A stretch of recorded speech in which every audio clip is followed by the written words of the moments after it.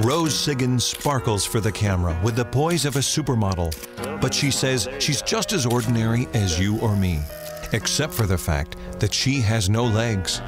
To explain to people of my condition, usually what I tell them is the Barbie doll analogy, and you take the Barbie doll and you just pop the legs off the Barbie doll, and what remains of the body is me, just without the legs. Rose Siggins was born with multiple birth defects known as Sacral Agenesis. She has no legs, no pelvis, and no spine below her rib cage. I was never really allowed to use the word no or I can't. If I sat there and I said, I can't do this, why can't you? You know, just do it. I mean, if I couldn't keep up with the kids that were running down the block, my dad would be like, well, hey, why don't you get on a skateboard or something? And it was just their support and them building up my confidence that made me the person that I am today. Rose's story is also a love story that begins with how she met Dave, her husband, long after they'd first started talking to one another. I used to work in an automotive repair shop, and he used to work at an auto parts store. And of course, we ordered our parts through him. So we just talked on the phone. We'd been talking on the phone for at least 4 or 5 months before we actually met. One day, we forgot to get some parts from him, so I volunteered, I'll go down, I'll get them. So Rose hopped on her skateboard and headed down to where Dave worked. Well, the first thing was I thought that was the neatest way in the world for her to get around and overcome her difference instead of using a wheelchair or really having much assistance. It was kind of neat, you know, I thought he was kind of cute, and went back to the shop, and eventually we just became friends and had went out a few times. Once you know Rose, the best thing about her is she is no different than anybody else. You see her like she has a set of legs because she gets around, does things that you and I would do. When I was younger, it really bothered me when someone would come up and ask, why don't you have any legs? Why are you like that?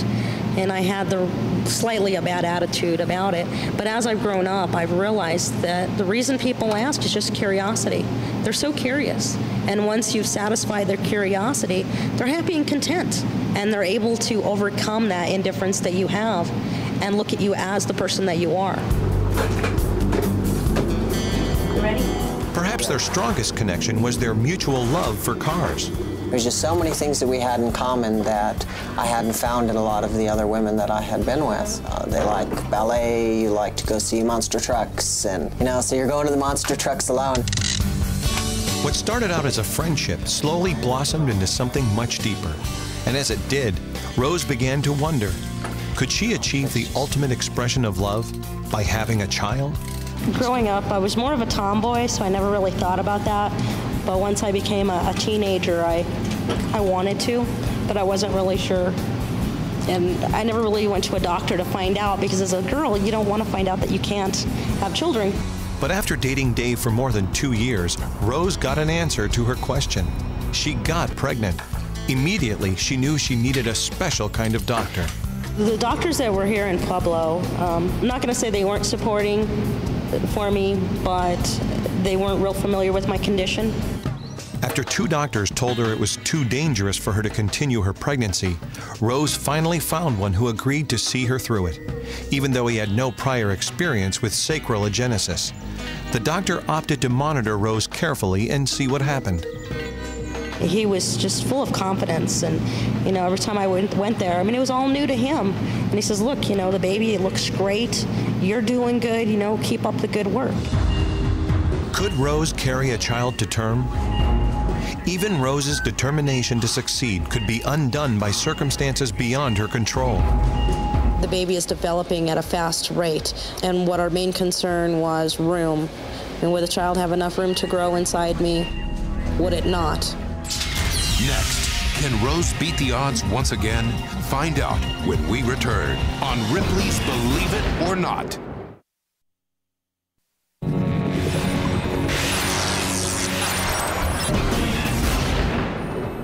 Rose Siggins managed to overcome all sorts of obstacles in her life, but now she faced her greatest challenge. Could she have a baby?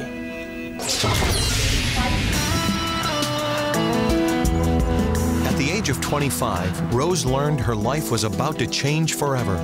She was pregnant, but doctors warned that in trying to bring another life into the world, Rose's own life would be at risk. What our main concern was room. And would the child have enough room to grow inside me? Would it not? Then we would run into the problem of my lungs not being able to expand, and then that would limit myself to breathing and even possibly stop. But Rose wanted this baby.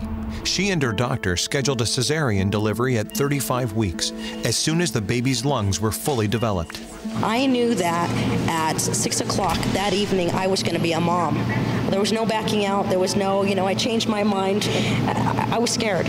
On January 6, 1999 at 6 p.m., Rose delivered a boy she named Luke. But did he have 10 perfect toes and 10 flawless fingers?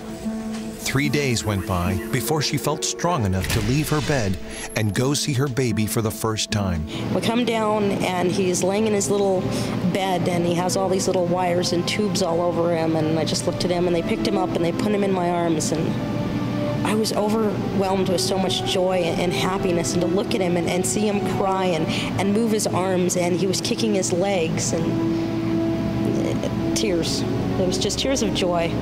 That I could possibly bring something that beautiful into the world. And he's perfect, and he was normal, and he's going to have a normal life. Although the delivery was normal and her baby was fine, Rose soon found out there were still some obstacles in her way. Okay. And every day it seems like it's a challenge with Luke. I'm not sure if it's every mom has those tasks in front of her that she needs to overcome. I think a lot of them are easier. It's easy for a mom to go into the crib when their baby's crying and pick them up and walk them around. It's something that I can't do, but, Dave's able to do it for me. Get that thing off my face, Dad. Off my face. Luke, who's just turned a year old, is almost as tall as his mother, but Rose just sees that as an advantage, at least for now. I think when he starts to crawl and he's able to be real mobile on the ground, we're both at the same height, so I don't think there'll be much he can get into that I won't know that he's getting into first. But there was still one milestone left for this incredible woman. With their new baby in attendance, Rose and Dave tied the knot. Good, eyes to me. Nice. Always having a smile on your face somehow makes climbing over that one barrier a lot easier. But why not have a sense of humor in life? Life's not that bad. God dealt me a pretty good hand.